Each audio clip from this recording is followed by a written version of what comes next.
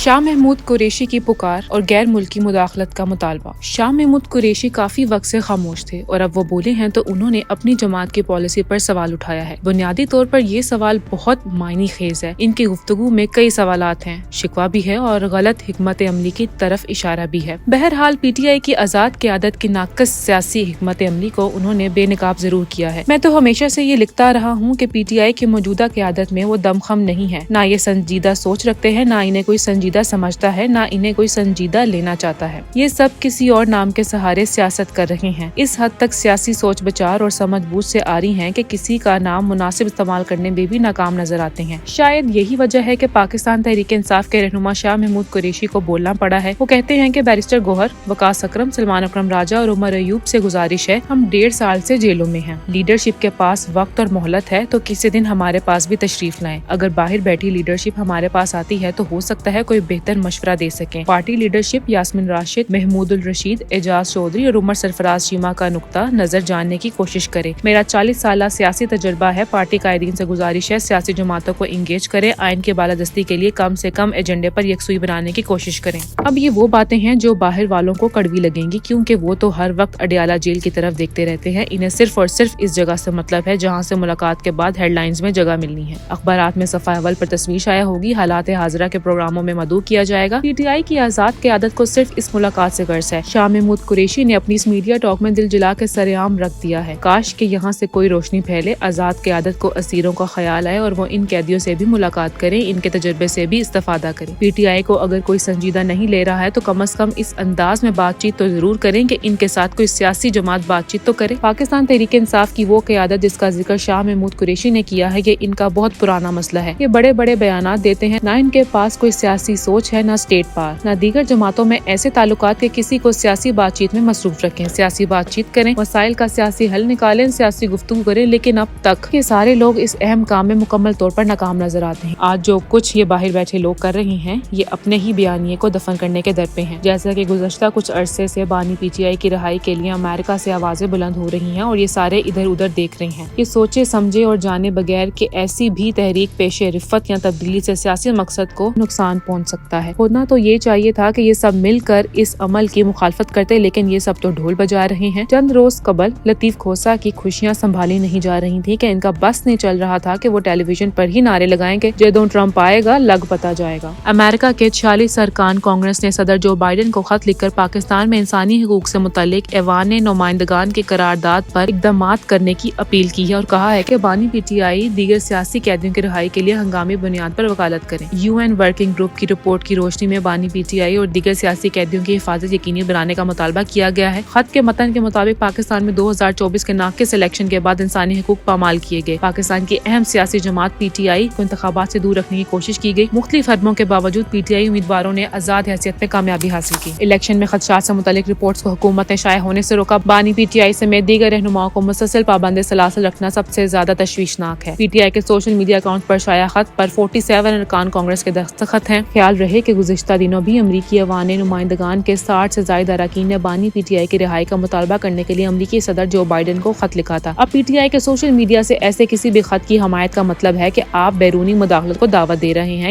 حالانکہ آپ کے پاس اندرونی طور پر رہتے ہوئے بات چیت کے ذرائع موجود تھے، لیکن کسی نے اس طرح توجہ نہیں دی۔ اب اگر امریکہ یا کسی بھی دوسرے راستے کو اختیار کرتے ہیں تو یقینی طور پر اس کے منفی اثرات نظر آئیں گے۔ کوئی بھی سیاسی جماعت ہو، اسے اپنے مسائل خود حل کرنے چاہیے، یہ اس طرح سے غیر ملکی امداد نہیں لینی چاہیے۔ آج پاکستان تحریک انصاف ہے، کل کوئی اور سیاسی جماعت بھی ہو سکتی ہے۔ سیاسی جماعتوں کو سیاسی راستے اختیار کرنے کی ضرورت ہے۔ امریکی کانگریس اراکین جیسا دوگلا اور بے رحم تو کوئی نہیں ہو سکتا۔ انہیں پاکستان میں انسانی حقوق کی خلاف ورزیوں پر تکلیف ہو رہی ہے، ایک آزاد ملک جس کی آبادی لگ بھگ 25 کروڑ ہے، جہاں اس کی اپنی فوج ہے، قانون نافذ کرنے والے ادارے ہیں، نظام عدل ہے، جمہوریت قائم ہے، امن و سکون ہے، وہاں انہیں سب عذاب نظر آ رہا ہے۔ لیکن فلسطین اور مقبوضہ کشمیر میں انسانی خون بہایا جا رہا ہے، وہاں انہیں انسانی حقوق یاد نہیں آتے۔ انسانیت کے قتل عام پر خاموش رہنے والوں کے ایسے کسی بھی خط کی کوئی اہمیت نہیں ہونی چاہیے۔ آخر میں محسن نقوی کا کلام، میں نے اس طور سے چاہا تجھے اکثر جانا، جیسے مہتاب کو بے انت سمندر چاہے، جیسے سورج کی کرن سیب کے دل میں اترے، جیسے خوشبو کو ہوا رنگ سے ہٹ کر چاہے، جیسے پتھر کے کلیجے سے کرن پھوٹتی ہے، جیسے گھنچے کھلے موسم سے ہنا مانگتے ہیں، جیسے خوابوں میں خیالوں کی کمال ٹوٹتی ہے، جیسے بارش کی دعا آبلا پا مانگتے ہیں۔ میرا ہر خواب میرے سچ کی گواہی دے گا، وسط دید نے تجھ سے تیری خواہش کی ہے میری سوچوں میں کبھی دیکھ سراپا اپنا. میں نے دنیا سے الگ تیری پرستش کی ہے, خواہش